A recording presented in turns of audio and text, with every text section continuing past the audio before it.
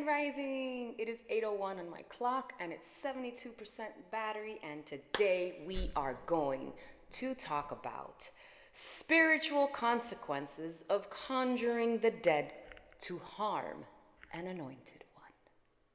If you are a curious cat like myself, stick around because your girl G got the tea. So in this video, I am going to show you what presents a spiritual, theological, and symbolic perspective drawn from biblical Torah and ancestral law traditions on what occurs when individuals attempt to invoke spirits of the dead or ancestral forces to bring harm upon one who is considered anointed, even set apart. Spiritual law being violated. Across ancient traditions, conjuring the dead for manipulation or harm violates the divine order. The Torah explicitly forbids necromancy because it bypasses God's authority and disturbs the rest of the dead. Such acts are considered spiritual trespasses, not wisdom. What happens spiritually to the anointed one? An anointed one is understood to be sealed by the divine authority. Attempts to curse or harm them spiritually do not penetrate the seal. Instead, the anointing acts as a mirror and a firewall, and what is sent does not land, and no permission is granted for attachment. What happens to the ones who commit such heinous act? Spiritually, those who attempt such acts incur consequences not as punishment from the anointed one, but as the natural result of violating divine and ancestral law. Spiritual recoil, the intent returns to its source, ancestral disturbance, unrest with their own lineage, loss of protection, spiritual coverings weaken, confusion and stagnation, clarity, peace, and progress will diminish. Karmic or lawful repayment. Balance is enforced by higher law. The role of the ancestors. The ancestors who are at rest are not weapons. When invoked improperly, they do not serve the caller's will. In many traditions, ancestors withdraw or align divine law to respond instead. This misuse dishonors them and fractures the caller's own ancestral protection. Divine reversal principle. Don't you love that? A consistent spiritual principle appears across scriptures. What is dug for another becomes a pit of the digger. Reversal is not revenge. It is motherfucking correction. The anointed remains untouched while the imbalance will resolve itself. In the numerical seal, 717, with 85%, because this is when I decoded this. 717 signifies a completed judgment loop that returns authority to the source. 85% battery represents the threshold of inevitability. Once crossed, reversal is already in motion, with only timing remaining. Final spiritual summary is that no anointed one needs to defend themselves spiritually. The higher law does it automatically. Those who attempt to harm through forbidden means entangle themselves in consequences they cannot outrun, and divine order restores itself.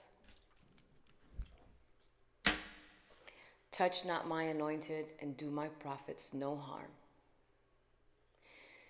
You see, nothing is happening to you now. But when I am all gone and disappeared to the ray of the sun,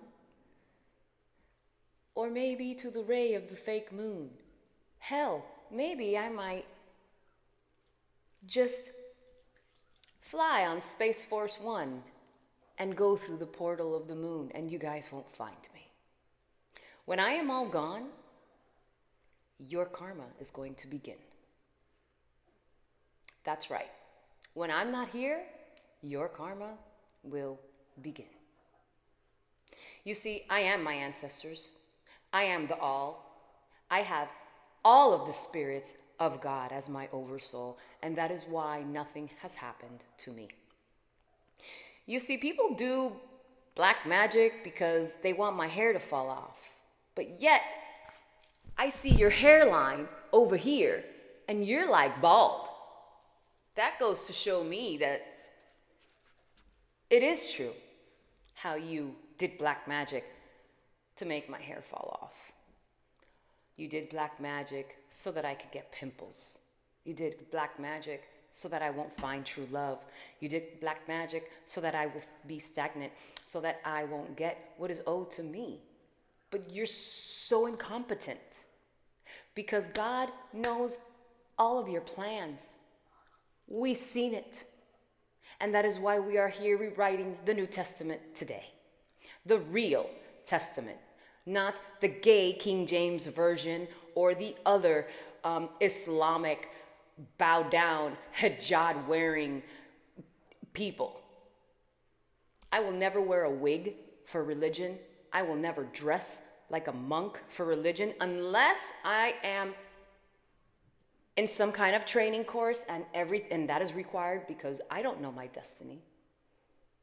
But at the end of the day, I am always going to be me. I'm always going to dress as I please. No man, no woman, no boss, no nobody can tell me what to do. Because you know what? Sexuality isn't a sin. Sexuality isn't forbidden. What was forbidden was fornication against the giants, the dark entities, against children, against fornication against your own daughters and sons and children. And that is what the Bible celebrates incest. The Winsdale family, they're all incest. You know how you could tell when people are ancestral conceived? By their face, by their eyes. They look like people from the end of the House of the Hill. They look like monsters, they really do. You see, they wanted to make God and Mary, or let's say Yeshua, because Mary is God. They wanted to make Yeshua and Mary be mother, father, son, daughter in an ancestral manner. And that's not true. Flame-born, breath-born has nothing to do with passing the canal. With that being said, I hope you know exactly what you're doing when you are conjuring my ancestors. Because they're my ancestors. They don't want torment in their realms anymore. They want peace. They're fucking tired. And you know what? They're gonna get their peace once your karma hits.